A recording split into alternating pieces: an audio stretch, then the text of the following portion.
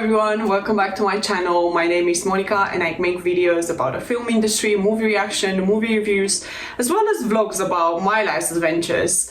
In today's video I decided to tell you about my experience in the film industry. Before I dive into, I want to make a disclaimer that what I will tell you next are my individual experiences, and the sole purpose of telling my story is to get insights from my own experience and not to speak about the film industry as a whole. I'm not intending to offend any individuals or organizations. It is no intention to spread negativity or misinformation, but my main reason for doing this is to be as authentic as possible on my channel and to maybe inspire you or challenge you in any way, shape or form.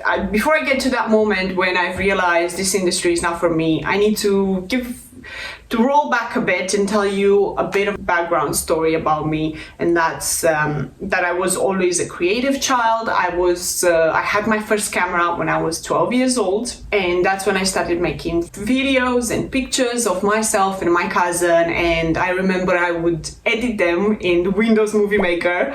That was the only software that I had available. Even though I never knew what to do with it, I just went along kind of intuitively. What I was enjoying to do, I did it, and since that moment I always had the camera with myself. And at 14 years old I went for the first time on a film set. I was invited at my favorite TV show. I actually have a video on my channel where I tell the story about this particular encounter. It was a very special time. It made me realize that I want to be a filmmaker instead of an actress, because initially I thought I want to be in front of the camera, but then I said this is way more thrilling to be behind the camera and to be in control of the world you're creating ahead. At about 18 years old, I had the chance to go on another film set. It was actually a feature film, French and American production that my cousin was working on, and I went along with him, but it was a huge production, so I wasn't really allowed to be on the set. I was mainly at the base camp. I couldn't see much and I was just hanging around and wasting time. That's when I was like, this is tough. Being up from like 4 or 5 in the morning until late nights, 8, 9 p.m.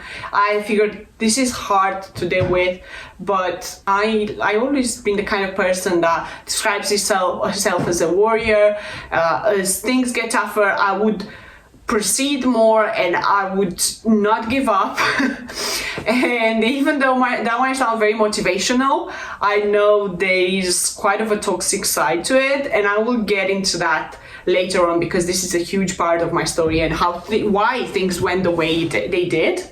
Initially I wanted to be a director, and when I went to uni I had that in mind. I was very excited to be in London to study film, to be part of this class that was formed of we were 60 people and everyone was so creative. I must admit it wasn't easy just because I was there with no financial support, so then I had to work my ass off during my university years. If I was on a uni, I was working, so it was really tough for me to manage the whole parts about being in university, doing my homework, being there for my colleagues and the projects that I had within the university, and also working part-time. That's when the first thoughts of self-doubt started to crawl in. I was a foreigner in a foreign country and I was doing my best to show up in university, but then I looked around and most of the people that were around me, my colleagues, they all seem to know what's going on. That's suspicious. And I know now that maybe it was an illusion that I had, but I felt less than them because I was this girl that has watched only American movies. She doesn't know how to describe a movie. She doesn't know how to analyze a movie. I wasn't literate at any of these things. All the work that I had done so far, it was with my cousin, it was with friends. It had nothing artistic about it, or at least in my head, I felt like an imposter. And that's when the imposter syndrome started to make seeds in my mind, in my perception about how I would see myself in this industry and how I would see myself in a group of people. And because I built up that mindset, I made the decision at the time that I will become a producer. That wasn't the very best decision I made in my life, let me just put it that way. I loved my production teacher. He inspired me very much. Most of the people in my class wanted to become a director. Our teachers had a certain perspective about that, and they were quite honest, to be fair. They were saying how hard it is to become a director. Also, they said how hard it is to become a producer, but I took it totally the wrong way. And because of my mindset from back then, I went along with it and I said, okay, I want to be a producer. I'm clearly not creative. I can't be hands-on with the camera. I will go down that path because it seems the safe way to do it. So that was my first mistake. That was the first time where my path went a different way, and I went on that path out of fear and out of my desire to be secure and safe. After the uni ended, I've somehow graduated, even though it was extremely tough, especially the last year. I barely made it. I contacted dozens of production companies in order to volunteer. I had a couple of jobs, but I've learned absolutely nothing because they were not willing to teach me anything. They just gave me a desk and they're like, yeah, they would barely talk to me during the day anyway. So this is the worst.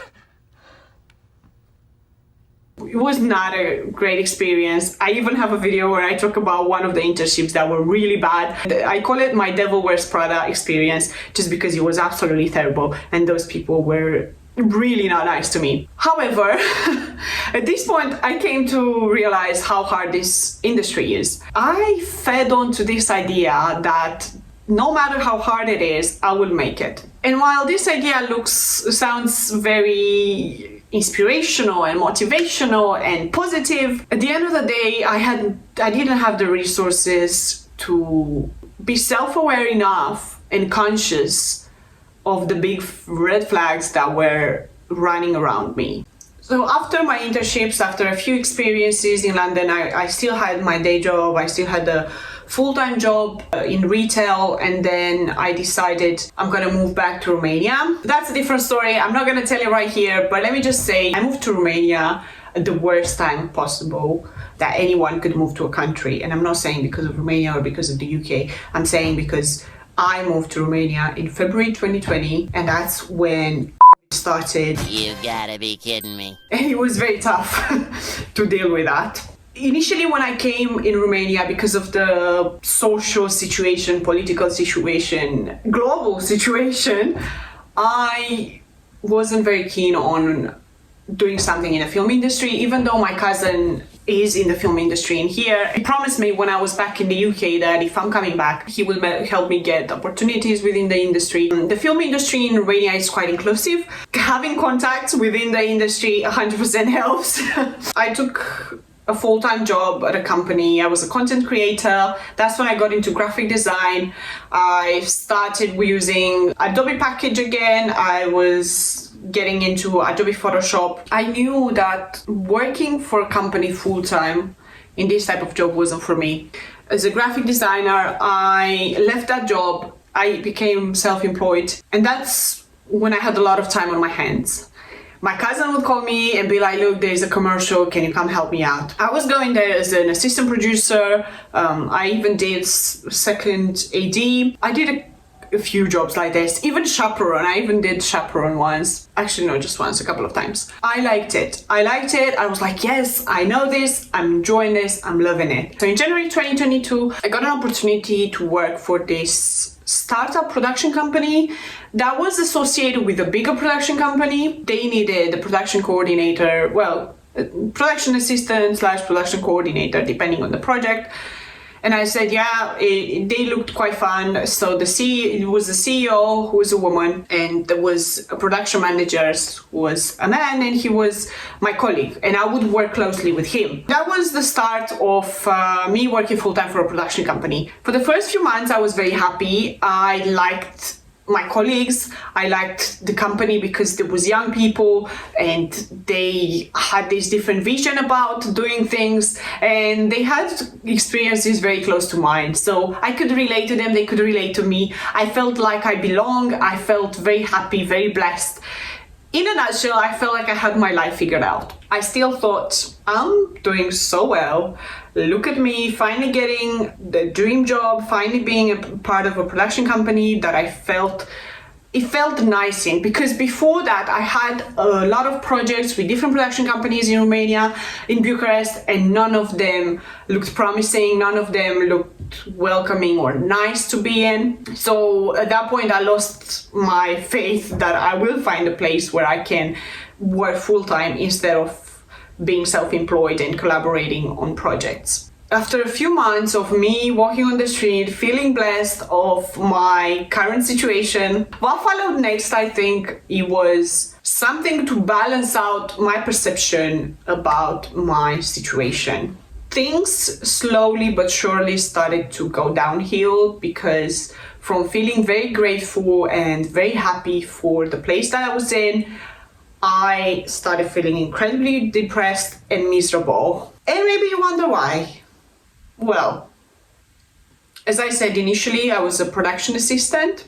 So I was helping a production assistant / production coordinator. So I was helping my colleague a lot. I was working directly with him. He was a production manager, and my boss, I wasn't really working directly with her because she was working with him. So that was kind of how the roles went down. After a few months, my boss, the CEO of the production company, started working directly with me, and she started giving me small projects.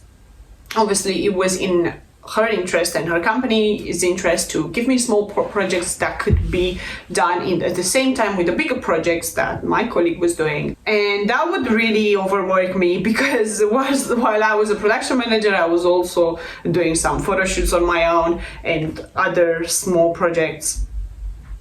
And it was very overwhelming. I was a freshie at this, so I was learning, and as you're learning, you're very scared that you're going to mess it up. You're very scared of the mistakes, so you're always kind of anxious. I was quite anxious. I was very anxious, and I am generally an anxious person when it comes to big projects and to big responsibilities. Even though I could see I was getting projects and I could potentially be a production manager, which eventually happened. Even though on the surface all these things were working out for me, deep down I was miserable, I was tired, I was absolutely exhausted emotionally, mentally and physically. I would work these very long hours, weekends as well.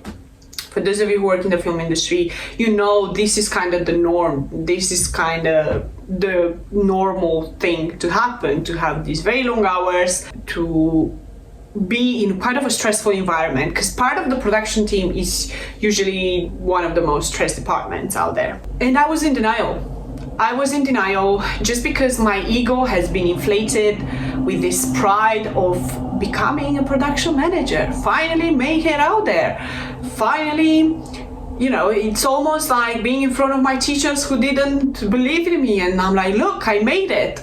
Or in front of like the people I did the internships with. All this compensation script that was running in my head was feeding me and making me stay into situation and doing things I didn't even want to do.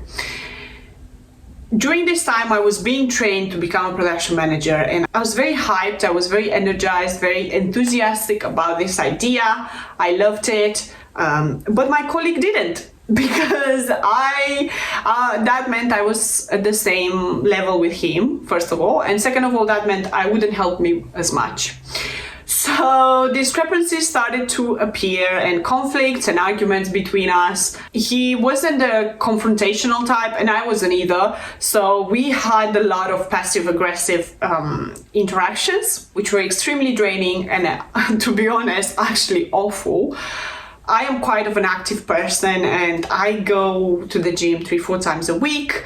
I try to lead a quite balanced, healthy lifestyle, and also at the time I still had two, 3 clients that I was working on graphic design, and I couldn't show up for them to the best of my ability just because the job was draining me so much. So I had to put on the side all these things that I loved and nourished me while I focused solely on this job. And while I know there are periods in your life when you have to do that, when you have to compromise and sacrifice certain things that you like in order to achieve other things. So that was my perception at the time. I did not see it as problematic, at least at first. Because after a while, there was a voice in my head that was asking me, are you sure you want to do this on the long run? Are you sure you want to be in this industry? And let me just say, I was put in very difficult situations. I had to work with very difficult people, and that just applies to any industry and any job you have.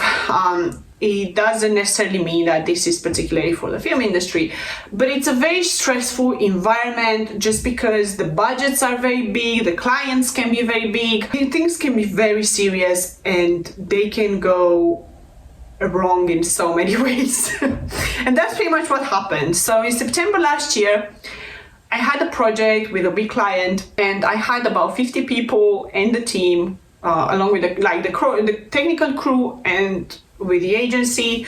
We were in this little town outside of Bucharest. We were filming on a 2-way street, and it was 2 a.m. After 20 hours of filming.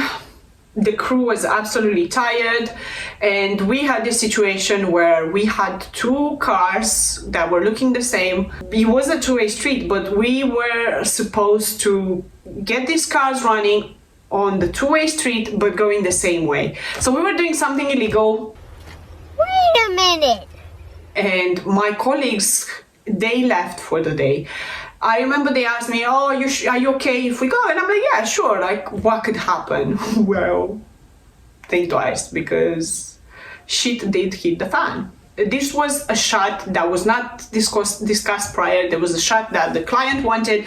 So it created this situation where I have the agency fighting with the technical crew, and I am absolutely blocked. I am emotionally frozen. I am physically frozen. I cannot deal with a situation where these grown-ups are arguing over a shot that they wanted to film for their commercial. They ask you how you are, and you just have to say that you're fine when you're not really fine. I was in a situation I could not deal with. I had no resources whatsoever to manage that situation. And as a production manager, you're supposed to deal with that. You're supposed to take on the reins and deal with any kind of situation that comes up, and to be the referee between departments, between teams, between people. Unfortunately, I could not do that. I was unable to do that. I was unable for days ahead to process this whole experience. The technical crew was mad at me, the agency, the client,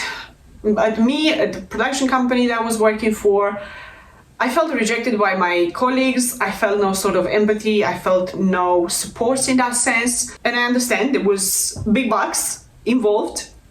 It was a commercial for a big client, and me as a freshie, I messed it up. Apart from this situation, which was extremely traumatizing for myself and probably for some people involved, something just broke in me in that point. There was a huge click that happened inside of my mind, my body, my whole soul. And when I went back to work the next days, I was never the same.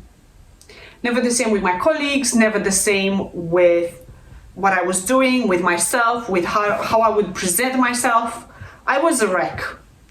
I felt so guilty and so ashamed of how I dealt with that situation. I am a very reflective person, so when something like this happens, I always ask myself, what's the underlying lesson? I knew I couldn't see it at the time because I was very emotionally and mentally drained, but I knew that at the end of the day, when the waters cool down, I will be able to see the bottom. I will be able to see what's in it for me. So in October, I took a couple of days off I went to visit this medieval town in Romania. It's called Sighișoara. It's a beautiful town. I highly recommend you to visit if you're coming around here. And I spent some moments in silence with myself, and I came to the very harsh truth, and a truth that was in me for so many months already, that I don't want to be part of this.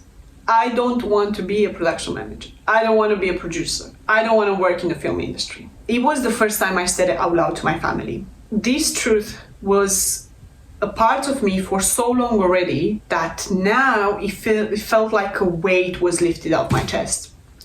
It felt like I could finally breathe. It felt free. At the back of my mind, I was wondering why it took me so long and why it had to be a traumatic experience for me to finally come to this conclusion. I might be a very stubborn person, and just as I said to you at the beginning of the video, I tend to see myself as this warrior, so to speak, that will go through very difficult things, will make the best out of it. And while this might be seen as a positive trait that I have, at the end of the day, it was very detrimental to me, and it didn't help me because it drained myself. And this mindset blocked me for seeing the truth for what it was, and that this industry does not fit me. It does not fit my personality. It does not fit my lifestyle. That's when I figured out I can't do this anymore. I can't keep lying to myself that I fit in. I can't keep lying to everyone around me that I will do a great job, when apart from my self-sabotaging mechanism, it also comes the truth that this industry is not for me. This is not the dream job. And I had to spend time in that discomfort, because for years I built this narrative that I know what I want to do. In a room full of people, I was one of the few lucky ones, blessed ones, that knew exactly what she wanted to do, that she knew her trajectory very well. She was very confident, relieved that, look at me, I'm so blessed. I know what I want to do. I have it figured out. You know, this is such a big thought that adults lie themselves to from time to time. And I did. I did lie to myself for a very long time. And it cost me my health, my mental health, just my habits, my lifestyle, so many things. If I start counting the things that this narrative cost me in my life, I will probably be very sad. But let me just say, at the end of the day, I know in my heart that this is how things were supposed to happen.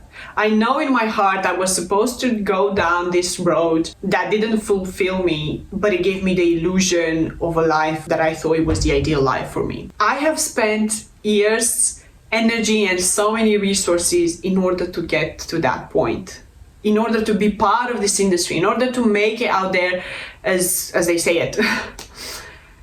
But it made me absolutely miserable, exhausted, and angry.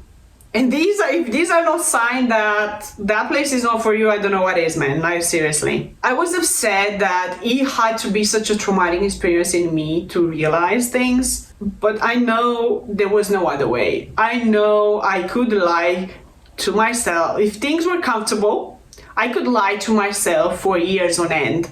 So I'm actually very grateful that things turned out to be this hard and this horrible for me, because that's what I could finally free myself of this industry and to follow my path, which might be still different. I know it's still related to the I know it's still related to the film industry in some way, shape, or form. I mean, it's related to this channel as well and what I'm gonna do next with it. I was freed.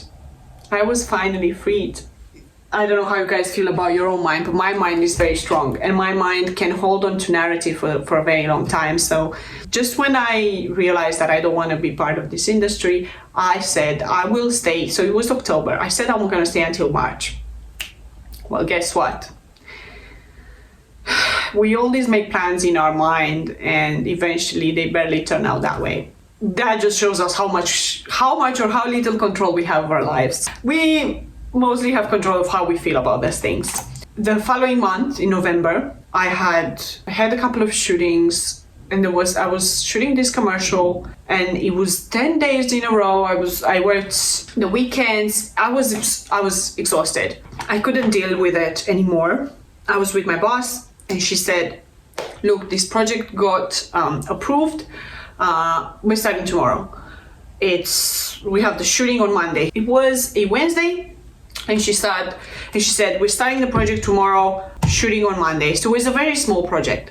And that's when I cracked. Where are the turtles? Where are they? We were on a shooting day. It was the last shooting day of that project.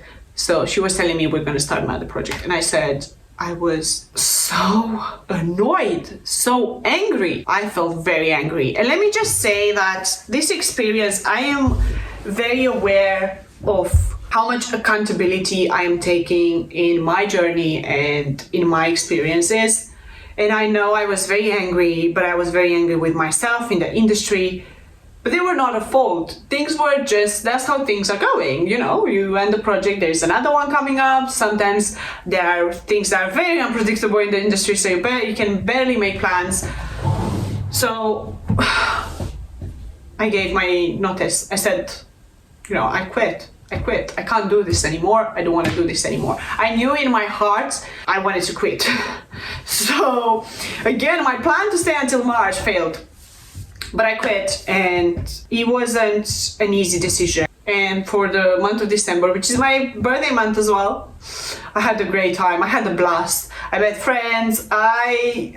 It was the exact opposite of what happened for the past year, basically, because I've started this job in January, and then I quit in November, and that's at the end of November. I was done. Like, that's it. I'm out. I knew I just didn't want to be part of anymore.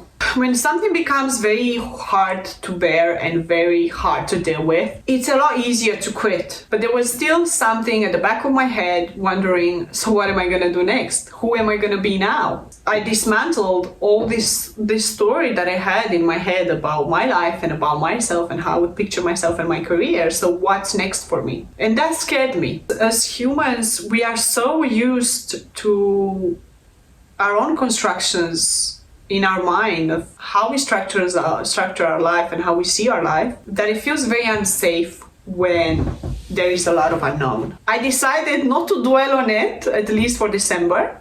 But then the following months, I went into another transformation process, which I might talk to you about in another video.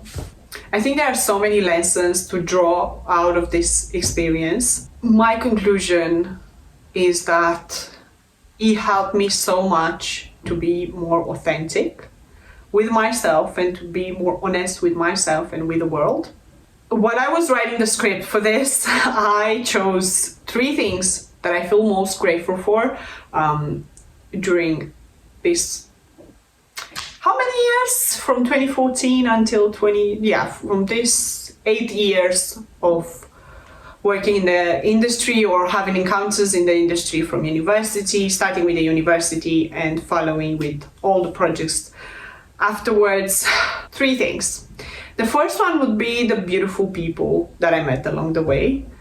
I met very kind, compassionate, and beautiful, smart people along the way. And I'm so grateful, because if it wouldn't be for this experience, I wouldn't have the chance to meet them. The second one would be the access I had to this world. One of the main reasons I chose this industry, it fascinated me working behind the scenes of the movies that I watch and react to. And it's still a beautiful thing.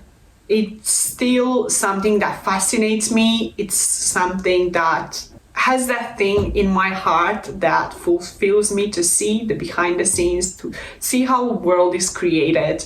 I'm grateful to myself because of the resilience that I proved to be part of this industry. I'm grateful for my ambition, and I will say I'm grateful for my failures. My failures made me who I am today. And I know it sounds like a cliche thing to say. This reflection was always very hard for me to integrate. And I'm still on that path of integrating my perspective about failing and about failures. Okay, this was not a video I made easily.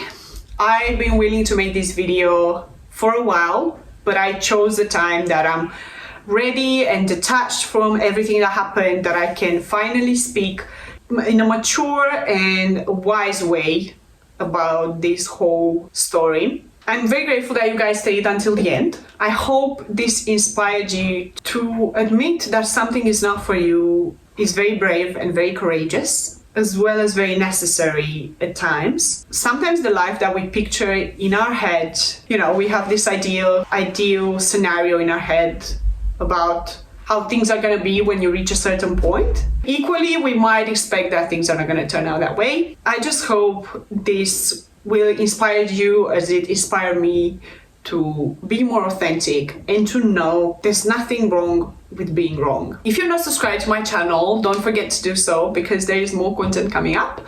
And if you enjoyed this video, give it a thumbs up and let me know in the comments down below how this story inspired you and how this story helped you come to your own conclusion about life. Thank you so much for being in here, and I will see you guys in my next video. Bye guys.